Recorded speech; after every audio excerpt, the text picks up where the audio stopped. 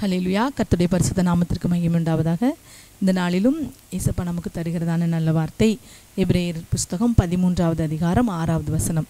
அதனாலே நாம் தைரியம் கொண்டு, கர்த்தர் எனக்கு சகாயர், நான் பயப்படேன், மனுஷன் எனக்கு என்ன செய்வான் என்று சொல்லலாமே. ஆமேன்.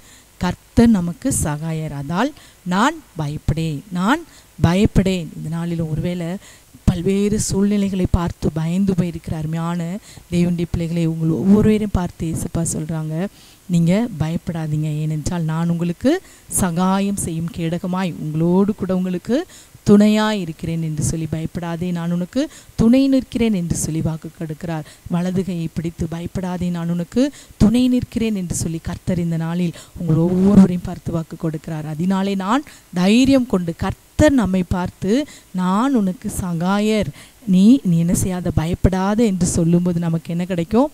தைரியம் கிடைக்கும். ஆமேன். அது கர்த்தரால் உண்டான தைரியம். ஆமேன். மனுஷங்க நமக்கு துணையாக, உனக்கு துணையாக நான் இருக்கேன், நீ பயப்படாதன்னு சொல்லும்போது வருகிற தைரியத்தை விட அந்த தைரியெல்லாம் கொஞ்ச நாள் தான், அவங்க கூட இருக்க போகிறதில்ல. ஆனால் ஏசப்பா நம்மை பார்த்து பயப்படாத, நான் உனக்கு துணையாக இருக்கிறேன், நான் உனக்கு சகாயம் செய்யும் கேடகமாய் நான் உன்னோடு இருக்கிறேன் என்று சொல்லும்போது நமக்கு என்ன வரும்?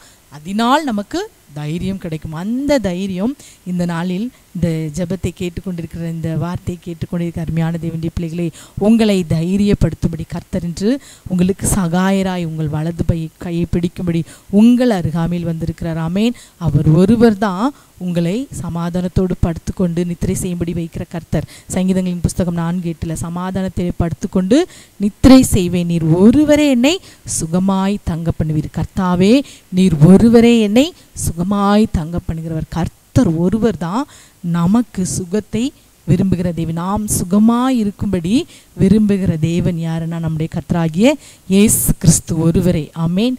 மற்றவங்க எல்லாம் பார்க்க பேச பழகும்போது சுகமாக இருக்கீங்களான்னு கேட்பாங்க. ஆனால் உண்மையாகவே நம்முடைய சுகத்தை விரும்புகிறவர் நம்முடைய கர்த்தராகிய இயேசு கிறிஸ்து. நான் அதனாலே சமாதானத்தோடு படுத்துக்கொள்வேன். ஒருவேளை இன்றைக்கு பயத்தின் சூழ்நிலைகளினால் நீங்கள் ஒருவேளை படுக்கையிலே ஒரு சமாதானம் இல்லாதபடி, ஒரு நித்திரை இல்லாதபடி இருக்கீங்களா? இந்த வார்த்தை இன்றைக்கு விசுவாசிப்பீங்கன்னா உங்கள் படுக்கையை கர்த்தர் இன்பமாய் மாற்றுவார்.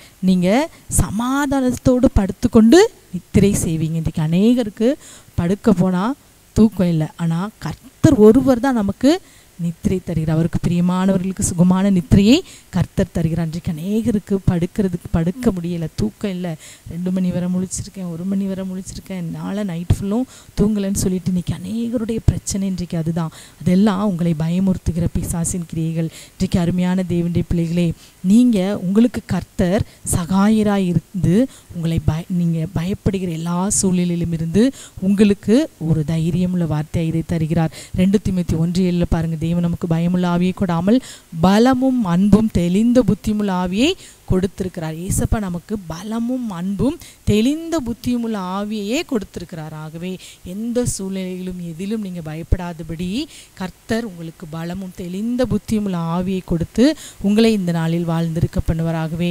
எந்த சூழ்நிலையிலும் பயப்படாதீங்க. அதே போல் வெளிப்படுத்தின விசேஷத்தில் பார்ப்பீங்கன்னா, பயப்படுகிறவர்கள் 2ஆம் நரகமாகி அக்கினியும் கந்தகமும் உள்ள அக்கினி கடலிலே தள்ளப்படுவார்கள் என்று பார்க்கிறோம். அப்போ பயப்படுகிறவர்கள் அவிசுவாசிகளுக்கும் அந்த நரகம்தான் உண்டாகும். ஆகவே பயப்படாதீங்க. எல்லா சூழ்நிலைகளும் பயத்தை நீக்கி போடுங்க. இப்போது ஜெபிக்கலாம். அப்பா, நாங்களுமே நன்றியோடு ஸ்தோத்திரிக்கிறோம். இந்த வேளையிலும் இந்த நிகழ்ச்சியின் மூலமாய் அப்பா என்னோடு கூட சேர்ந்து ஜெபிக்கிற ஒவ்வொரு பிள்ளைகளுடைய வாழ்க்கையிலும் இயேசுவே எல்லா பயப்படும் சூழ்நிலைகளும் நீர் எடுத்து போடுங்கப்பா.